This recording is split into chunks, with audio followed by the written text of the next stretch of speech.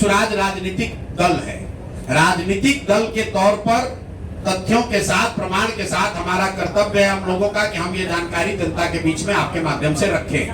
जहां तक लोगों को लीगल मदद देने की बात है, जैसे राजेश शाह का मामला है या मेडिकल कॉलेज के अवैध कब्जा का मामला है, उसको लीगली प्रोसेस किया जा रहा है। लेकिन आपको जरिए पहले जनता को बताया तो जाए कि ये लोग कर क्या रहे हैं। प्रशांत जी पटना की सड़कों पर एस्टेट के अभ्यर्थियों को जमकर लाठी बरसाई गई है। भाई 100 बार हम लोग कह चुके हैं कि नीतीश कुमार समाजवाद और सामाजिक न्याय पर के नाम पर राजनीति करने वाले सबसे ज्यादा जो लाठी चलाने वाला नेता है इस देश में, वो नीतीश कुमार है। कई लोग हमको कहता है कि भैया आप उनके स्वास्थ्य पर मत बोलिए, बड़ा अब दया आती है, अब बेचारगी हो गई है नीतीश कुमार की।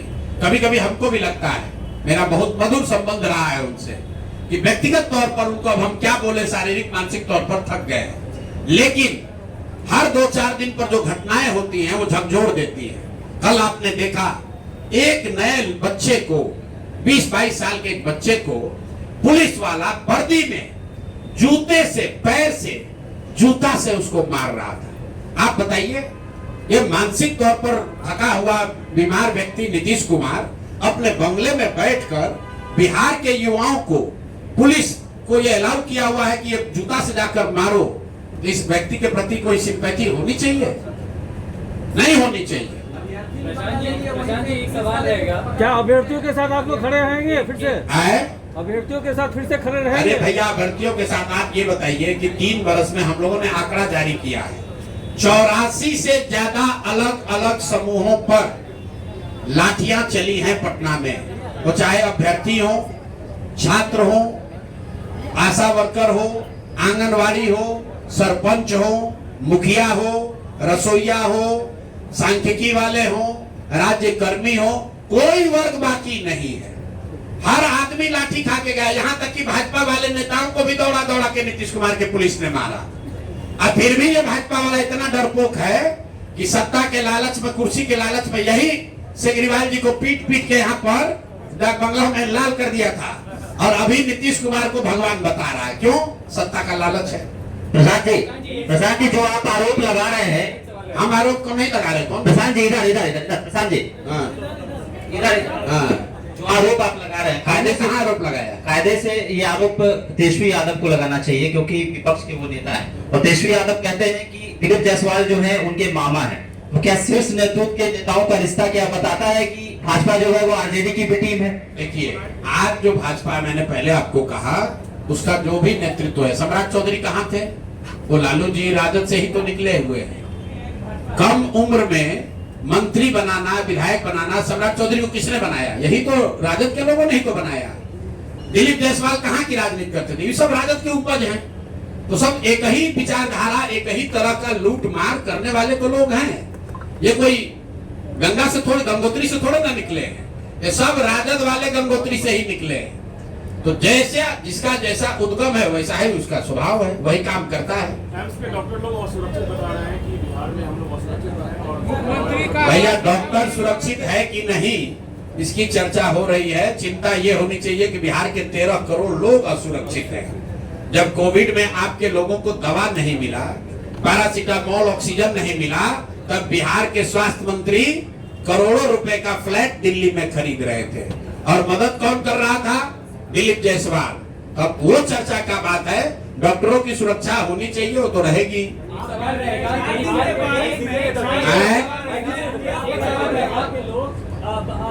पहले आप लोग ये बताइए कि दिलीप जायसवाल पर 2 केस जारी हुआ था, आप लोग सब लोग शांत काहे हो गए? हमको आप लोग कह रहे हैं कि प्रशांत किशोर मैनेज हो गया। मीडिया वाला कितना लोग मैनेज हो रहे हैं? भाई, बिहार के लिए जगते रहिए। जो बताया जा रहा है उसको चलाइए, उनसे रिएक्शन तो लीजिए। आप लोग दिलीप जायसवाल से काहे नहीं पूछ रहे? एक एएनआई को बुला के देखिए, एएनआई के एक आदमी को बुला के एक बयान देके उसके बाद से वो आदमी गायब है। वो आदमी गायब है, और आप लोग मुंह में ऐसे माइक लगाकर सवाल पूछते हैं, लेकिन दिलीप जायसवाल से कोई सवाल नहीं पूछ रहा है। मना किया गया है। अच्छा हाँ, देखिए कौन मना किया, बोलिए। प्रशांत जी, मुझे इंटरनल ये पता चला है कि आसमान में छूट करेंगे तो मुंह ही पड़ेगा। प्रशांत जी, प्रशांत के आपको बोला क्या है कि प्रशांत किशोर को नहीं बोलना है? प्रशांत किशोर को मत बोलिए, दिलीप जायसवाल से बोलवाइए। प्रशांत जी, आज के बारिश में अस्पतालों और सब जगह का हालत खराब है, सड़क टूटने लगी है। 4 दिन के बारिश में सड़कें टूटने लगी हैं, अस्पतालों में पानी घुस गया है, पूरा बुरा हाल है। कुछ लोग शहरी विकास मंत्री कौन है? बोलिए बोलिए। ए भाई, शहरी विकास मंत्री कौन है? जिस राज्य का शहरी विकास मंत्री नकली दवा बनाने का अपराधी घोषित कर दिया गया, इल्जाम नहीं, आरोप नहीं, राजस्थान में जहां भाजपा की सरकार है, उस सरकार के कोर्ट ने वहां पर जीवेश मिश्रा को फर्जी दवा बनाने का आरोपी बता दिया। वो आपका हमारा नगर विकास मंत्री है। भगवान का धन्यवाद कीजिए कि वो स्वास्थ्य मंत्री नहीं है, नहीं तो अभी तो घर डूब रहा है, पहले लोग भी डूब जाते हैं। आप कह रहे हैं बिहार को गर्द में डाल दिया। नीतीश कुमार की सरकार कर रही है, नीतीश कुमार कैबिनेट में लगातार इस तरह से बिहार के लिए लगातार आप देख रहे हैं कि सब कुछ देते जा रहे हैं, इसको कैसे? अच्छा ठीक है, देते जा रहे हैं तो भाई हमारी बात मत मानिए। नीति आयोग का वेबसाइट खोल लीजिए। देश का सबसे गरीब राज्य कौन? बिहार। देश का सबसे अशिक्षित राज्य कौन? बिहार। देश में सबसे ज्यादा बेरोजगारी कहाँ? बिहार में। सबसे ज्यादा पलायन कहाँ? बिहार में। सबसे कम किसानों की स्वनिधि राशि किसको कहाँ मिली? बिहार में। मनरेगा का यूटिलाइजेशन सबसे कम कहाँ हुआ? बिहार में। प्रधानमंत्री आवास योजना में सबसे कम घर कहाँ बने? बिहार में। अरे भाई, तुम तो अपनी सरकार की योजना को भी लागू नहीं कर रहे हो। मनरेगा में बिहार सरकार का यूटिलाइजेशन है 39%। अब प्रधानमंत्री आवास योजना में यूपी में बिहार के मुकाबले 10 गुना ज्यादा घर बन गया। किसानों को जो 6,000 रुपया मिलता है, 2,000 रुपया, उसमें पूरे देश में पर कैपिटा बेसिस पर सबसे कम किसानों को बिहार में मिल रहा है पैसा। क्यों? क्योंकि सरकार उसका बैंक और आधार कार्ड भी जमा नहीं करा पा रही है। तो कैबिनेट में क्या फैसला कर रहे हो? कैबिनेट में फैसला ये हो रहा है कि 30 वर्ष में पहली बार लालू का डर दिखाकर अब एनडीए को वोट मिलने वाला नहीं है। जन स्वराज की व्यवस्था आ गई। अगर जन स्वराज नहीं होता तो कैबिनेट में एक प्रस्ताव पारित होता कि लालू का जंगल राज न लौटे, इसलिए एनडीए को वोट दो। अब तो बात चलेगा नहीं। अगर आप कहिएगा लालू का जंगल राज न लौटे तो लोग कहेगा हाँ भाई लालू का जंगल राज न लौटे, लेकिन तुम भी मत लौटो, अब जन स्वराज लौटेगा, जन स्वराज आएगा। तो अब वो डर से, देखिए इसका डर मैं हमेशा कहता हूं। आप लोग कहते हैं कौन जीतेगा कौन हारेगा। जन स्वराज के होने से हम लोग का कोई विधायक नहीं, कोई मंत्री नहीं, हम लोग ना पक्ष में ना विपक्ष में, लेकिन जन स्वराज का डर इतना है कि 20 वर्ष में जो वृद्धों का, दिव्यांगों का, विधवाओं का पेंशन 400 रुपया से बढ़कर 410 नहीं हुआ, वो एक ही बार में 1100 हो गया। कुछ लोग कह रहा है कि तेजस्वी यादव कहने पर हुआ। चलिए मान लीजिए इस बात को, तो जरा तेजस्वी यादव से पूछिए कि भाई जब तुम्हारे माँ बाप थे यहाँ मुख्यमंत्री, तब तो वृद्धों को 1 रुपया नहीं मिलता था, और इस 20 वर्ष में भी 3 वर्ष आप डिप्टी सीएम थे, उस समय 400 से बढ़ा के 450 काहे नहीं कर दिए? अभी आशा का मानदेय बढ़ गया, रसोईया की सैलरी डबल हो गई। क्यों हो रहा है? क्योंकि ये भय सता रहा है, जनता का डर है। ये जन स्वराज का, प्रशांत किशोर का डर नहीं है।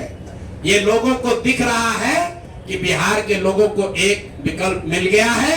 अगर हम काम नहीं करेंगे, बात नहीं सुनेंगे लोगों की, तो जनता हमको हराएगी।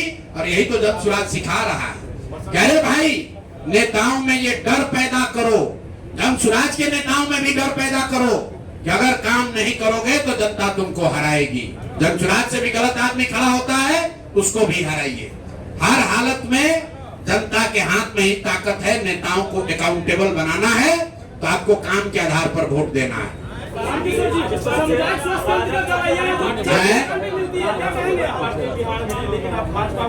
हो गया यार। क्या इसका मतलब ये है कि आप ये मान लिए हैं कि एनडीए सरकार बनने जा रही है बिहार में? अरे हम तो ये मान लिए हैं कि एनडीए और जन स्वराज में मुकाबला है। राजद को मरे हुए आदमी पर कितना बोझ डालिएगा? वो अपने खत्म है दल। भाई वीरेंद्र यादव के बारे में भी अरे भाई वीरेंद्र यादव को हम काहे बोले? जो यहाँ पर सत्ता चला रहा पहले उसको पकड़े। मान लीजिए भाई वीरेंद्र यादव ने गलती किया तो सत्ता में जो बैठे लोग उसको काहे नहीं अरेस्ट किया? उसको अरेस्ट करना ना चाहिए था। भाई वीरेंद्र ने मान लीजिए कि गाली गलौज किया तो जो सत्ता में बैठा है उसको जाकर अरेस्ट करना चाहिए था। क्यों नहीं अरेस्ट किया? हम लोग तो पहले कह दिए कि दिलीप जायसवाल जो भाजपा के प्रदेश अध्यक्ष हैं और राबड़ी देवी के मुंह बोले भाई है, वो बतवा नहीं सुन रहे हैं। राबड़ी जी ने कहा कि हमारे भैया हैं, दिलीप जायसवाल हमारे भैया हैं, तो आप तो सुदर्शन न्यूज के हैं। अरे भाई कभी कभी भी तो चलाइए मेरे भाई।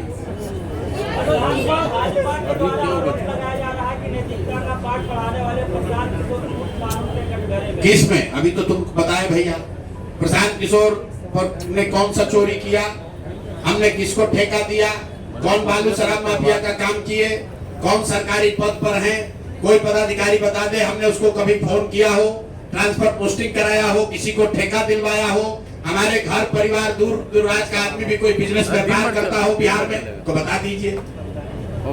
भाई आप ये कह रहे हैं कि बात बिहार की जो आप चलाते हैं, एक डमी लड़का शशांक खड़ा हुआ कहा कि ये प्रशांत किशोर से पहले ये सोच हमारे दिमाग में आई थी। तो भैया मोदी जी जो भाजपा वाला हमको कह रहा है, भाजपा वाला से जरा पूछिए कि मान लीजिए एक बार को कि प्रशांत किशोर चोर है, नैतिक आदमी, इनमें मोरालिटी नहीं है, तो आपके सर्वमान्य नेता मोदी जी ऐसे आदमी को अपने घर में रखकर इनकी मदद ले रहे थे। अरे ये भाजपा के नेताओं को इतना भी नहीं समझ में आ रहा है।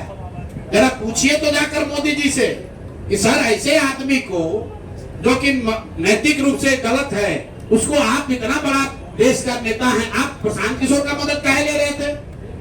प्रशांत किशोर को साथ में क्यों रखे थे?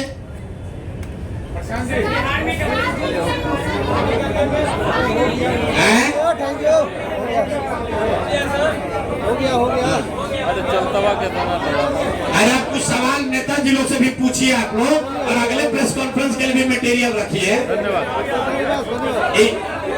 आप जिसको सुनिए, जिसको एक पेपर चाहिए, जिसको पेपर चाहिए आकर हमसे शाम तक पेपर ले लीजिएगा ताकि बढ़िया से इस पर स्टोरी हो सके।